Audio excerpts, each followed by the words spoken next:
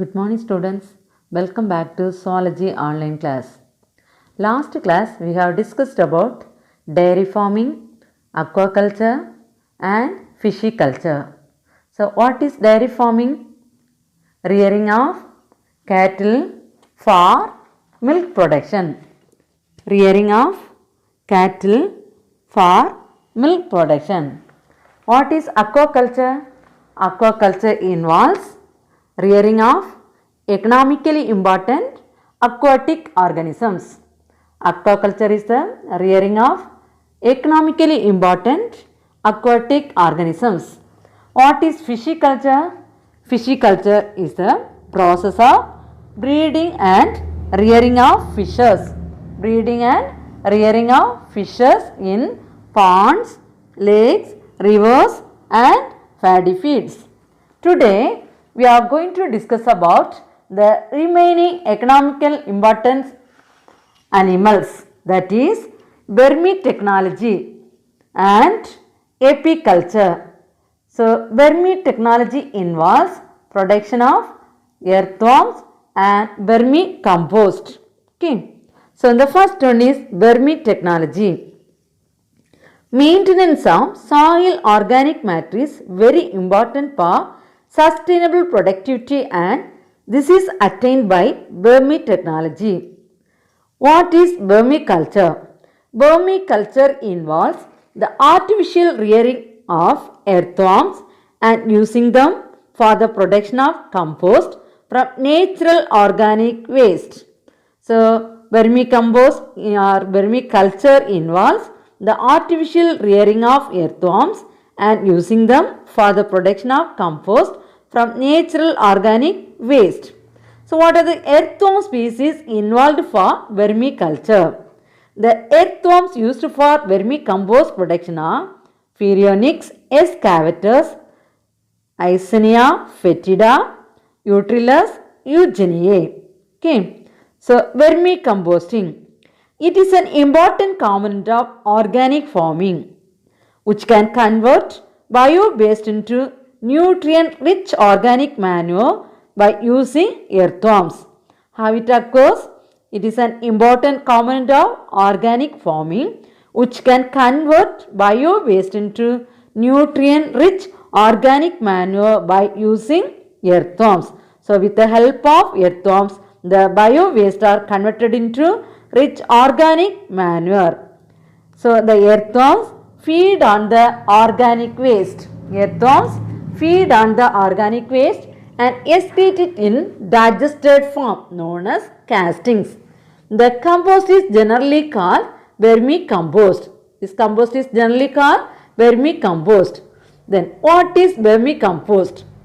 Vermicompost is the excreta which is a fine granular organic matter formed by the decomposition of organic materials by the earthworm.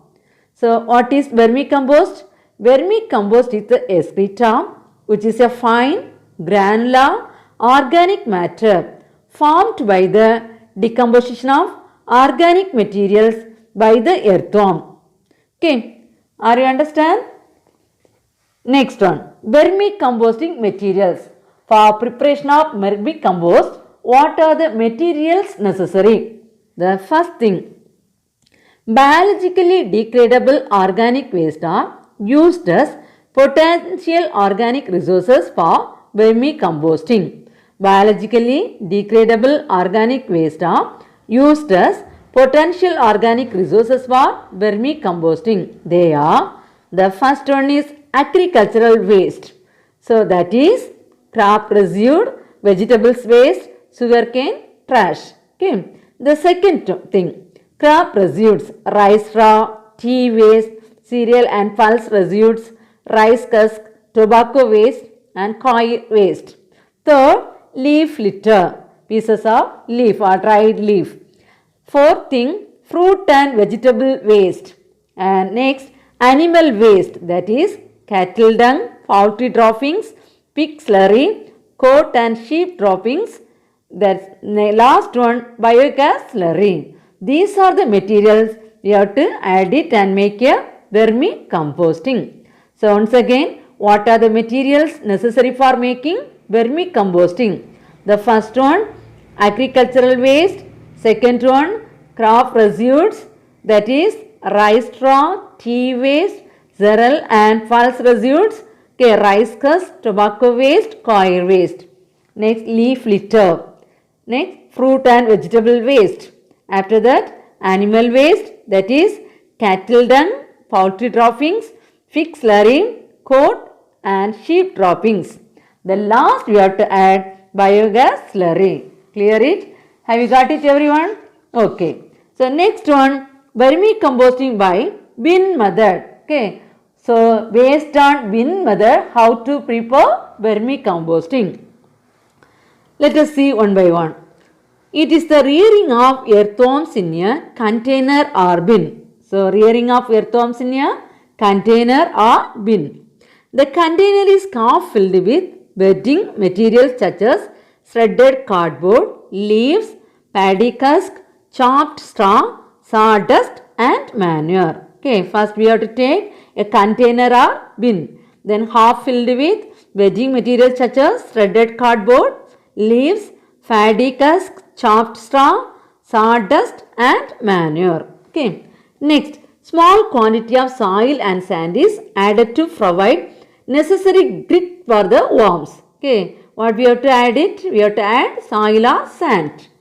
The bedding material should be moistened by adding water that enable free movements of the worms. Okay, so bedding materials we have to add here water. Then only they can able to move freely. The worms are gently placed and spread evenly on the bedding. So after that we have to spread the worms on the bedding. Next, organic waste or kitchen waste, vegetable and fruit waste we have to add it, which are fed by the earthworms. For eating we have to add organic waste. The bin is covered with coconut leaves or kanni bags to conserve moisture. So the bin is covered with coconut leaves or kanni bags. For what purpose we have to cover it? To conserve moisture. It provides darkness and keep out of frost. After a period of 60 days, the waste are completely transformed into nutrient-rich materials that are excreted by earthworms known as worm castings. These castings are harvested and used as organic manure. So once again we can see vermicomposting by bin method. So in this method, for rearing of earthworms we have to take it bin or container.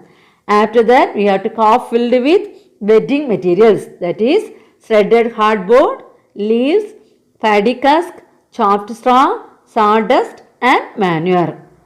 After that a small quantity of soil and sand is added to provide necessary grit for the worms. Okay. Then the bedding material should be moistened by adding water. Okay. Then the worms can able to move freely. After that, we gently place the worms on the bedding. For worms eating, we have to add organic waste, that is kitchen waste, vegetable and fruit waste. Okay. The bin is covered with, last what we have to do? We have to cover the bin. Okay. Why we have to cover it? With coconut leaves or kanni bags to conserve moisture, provide darkness and keep out of frost. Clear it? So we have to cover that bin with coconut leaves or kanni bags to conserve moisture, provide darkness and keep out of frost. Okay. After a period of 60 days, what happens? The waste are completely transformed into nutrient-rich materials that are excreted by earthworms, okay, known as worm castings. These castings are harvested and used as organic manure. Have you got it everyone? Clear? Okay. So next we can see advantages of vermicompost. Okay. What are the uses of vermicompost? Vermicompost is dark brown in color and similar to farmyard manure in color and appearance. It is a rich source of nutrients essential for plant growth. It makes the soil fertile. Clear? The first point, it is a rich source of plant growth, nutrients and for plant growth and makes the soil fertile. Next, it improves the water holding capacity and helps to prevent soil erosion. So, vermicompost improves the water holding capacity and helps to prevent soil erosion. Next, it contains valuable vitamins, enzymes and growth regulator substance. It contains valuable vitamins, enzymes and growth regulator substance. Next, it enhances decomposition of organic matter in soil. It enhances decomposition of organic matter in soil. Next, vermicompost is free from pathogens and toxic elements. Do not have pathogens, okay, and toxic elements. So, pathogen means disease causing organisms. Clear? The last one, vermicompost is rich in beneficial microflora. Only useful microorganisms are there. So, vermicompost is rich in beneficial microflora. So, once again, the advantages of vermicompost. So, it is a rich source of nutrient, essential for plant growth and makes the soil fertile. Next, it improves the water holding capacity. So, it helps to prevent soil erosion. Next, it contains valuable vitamins, enzymes and growth regulator substances. Okay. Next, it enhances decomposition of organic matter in soil. Next, it is free from pathogens and toxic elements. The last one, it is rich in beneficial microflora. Got it, everyone? So, vermitechnology. Under vermitechnology, we have seen vermicompost, vermiculture and how to prepare vermicompost by wind method. Clear, children? I hope everyone understood. Let us learn about apiculture. Apiculture is the rearing of honeybee for honey. It is also called beekeeping. What is apiculture? Apiculture is the rearing of honeybee for honey. It is also called beekeeping. So, it is a profitable rural waste industry. So, honeybees are domesticated by farmers to produce honey. Honeybees are domesticated by farmers. For what purpose it is domesticating? To produce honey. Okay. Now, we can see types of honeybee. There are three types of honeybee. They are queen bee, drones, worker bees. Queen bee, drones, worker bee. The first one is queen bee. The queen is the largest member and the fertile female of the colony. Queen is the largest member and the fertile female of the colony. They are formed from fertile eggs. They are formed from fertile eggs. The queen is responsible for laying eggs in a colony. The queen is responsible for laying eggs in a colony. Next, drones. They are the fertile males. They are the fertile males. They develop from unfertilized egg. They develop from unfertilized egg. They are larger than the workers and smaller than the queens. They are larger than the workers and smaller than the queens. Their main function is to fertilize the eggs produced by the queen. Third one, worker bees. They are sterile female bees. So, worker bees are sterile female bees and are the smallest members of the colony. So, worker bees are the smallest members of the colony. Their function is to collect honey, look after the young ones, clean the comb, defend the hive and maintain the temperature of the beehive. So, what are the functions of worker bee? Their function is to collect honey, look after the young ones, clean the comb, defend the hive and maintain the temperature of the beehive. So, how many types of honeybee? There are three types of honeybee. What are they? Queen bee, drones, worker bee. So, what are queen bee? It is the largest member and the fertile female of the colony. Okay. So, what is the function? Queen is responsible for laying eggs in a colony. So, only laying eggs. Drones, they are fertile males. Drones are fertile males. Then who is fertile female? Queen bee. Queen bees are fertile female.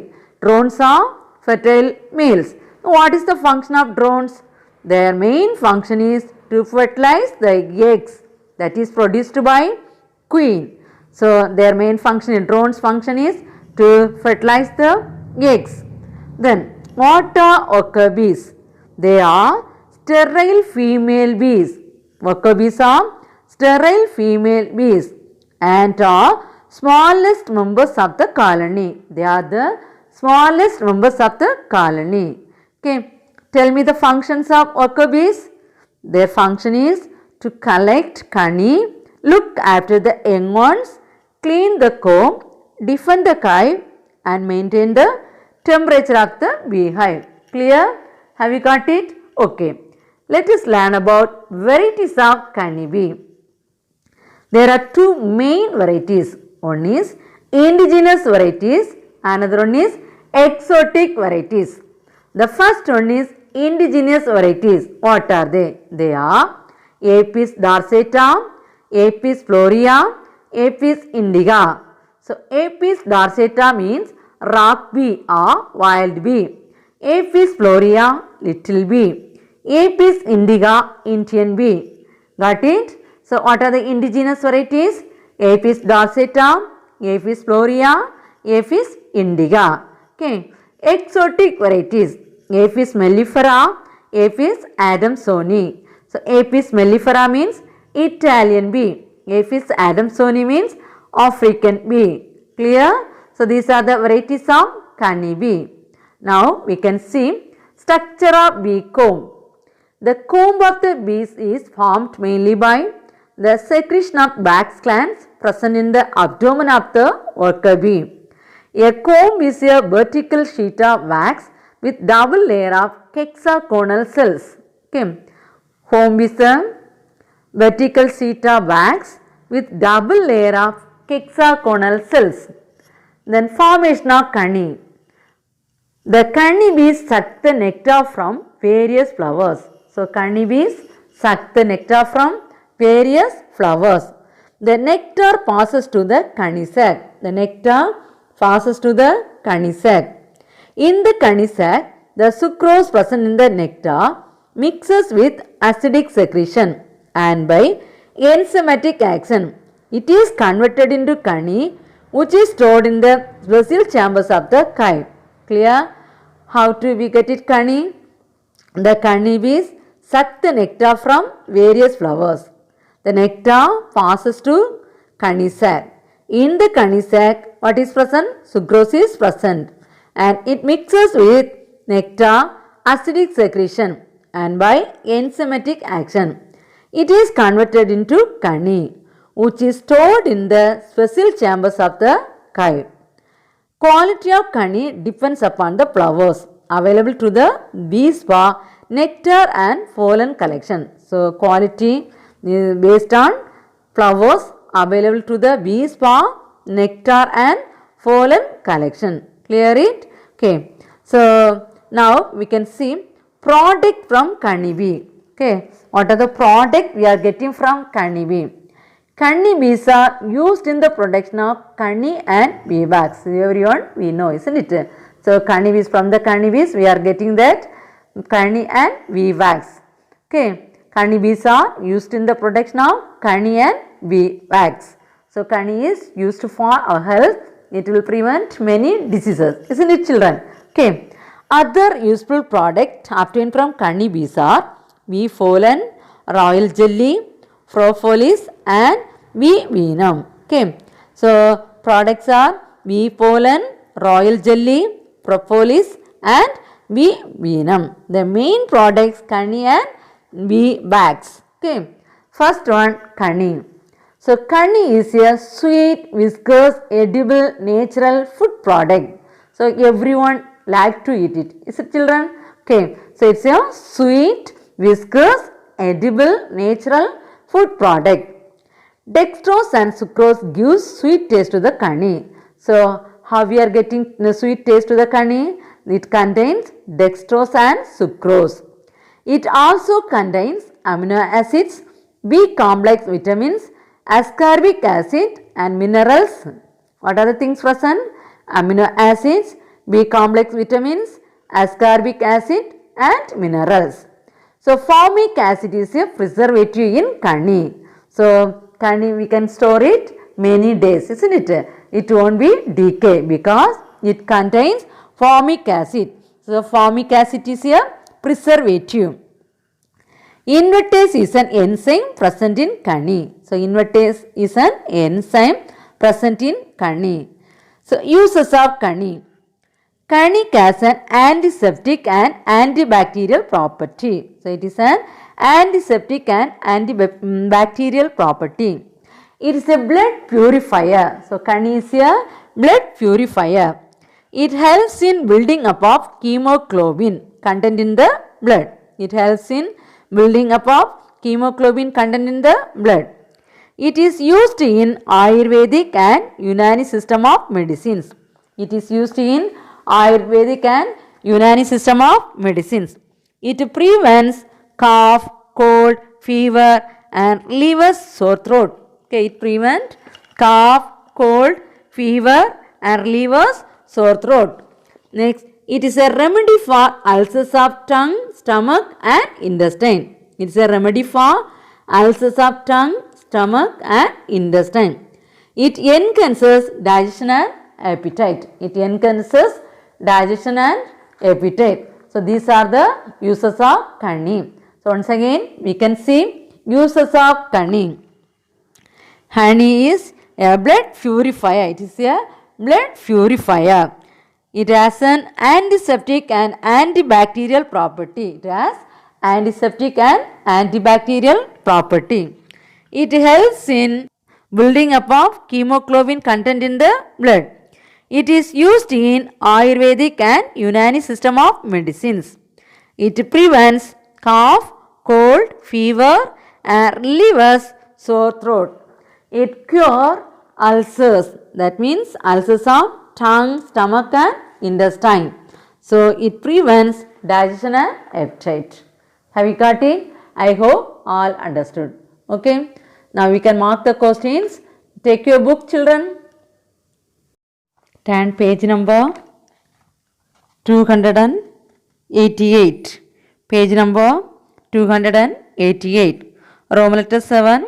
Question number 3. Roman letter 7. Question number 3. What are the sources of organic resources for vermicomposting? What are the sources of organic resources for vermicomposting? Answer. Turn page number 284. Turn page number 284. See the vermicomposting materials given. Have you seen vermicomposting materials? In that 5 points you mark it.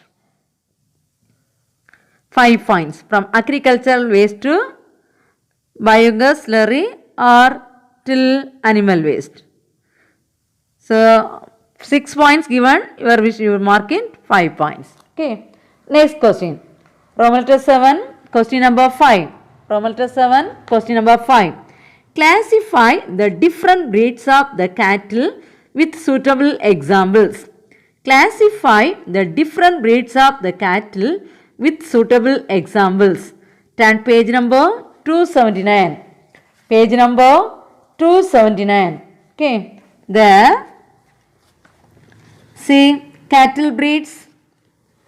In that paragraph, last to third line, they are classified into 3 types. Cattle breeds are classified into 3 types. Dairy breeds, draught breeds, dual purpose breeds.